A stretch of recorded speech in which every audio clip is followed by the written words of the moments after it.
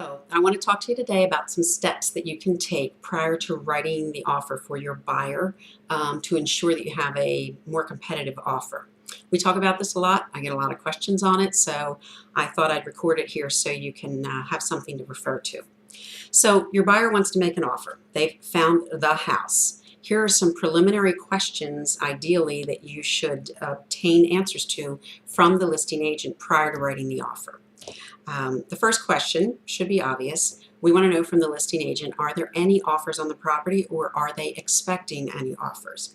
And if the answer to that is yes, then we really need to ask, are those offers in-house?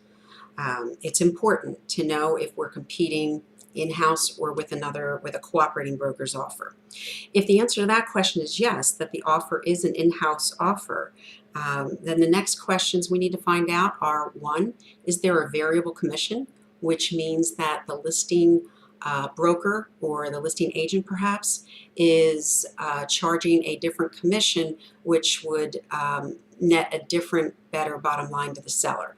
That makes for an uneven playing field for competing offers. If that's the case, under the Code of Ethics, listing agent has an affirmative obligation to disclose this. And actually our MLS gives us the place to disclose that, but it's still good to double check because something may have changed or sometimes it's overlooked in reporting that in the listing. The next question that you want to ask if it's a in-house offer is, or one of the offers the listing agents, because that would put the listing agent in a single agent, dual agency situation. And in a competing offer situation, that can be very challenging. It would be a very appropriate question for the buyer's agent to ask of the listing agent, although the listing agent is not required to comply, but it's appropriate to ask, is somebody stepping in, a colleague or a manager, to help with the negotiations to ensure a level playing field due to the conflict of interest for the listing agent having their own offer in a multiple offer situation. So when we represent the buyer, submitting an offer blindly without this information can compromise our fiduciary duties to the buyer. We have to balance obtaining this information with time. If it's a competing situation, the listing agent's not being responsive, and we wait hours or a day, the seller may have signed and accepted another contract.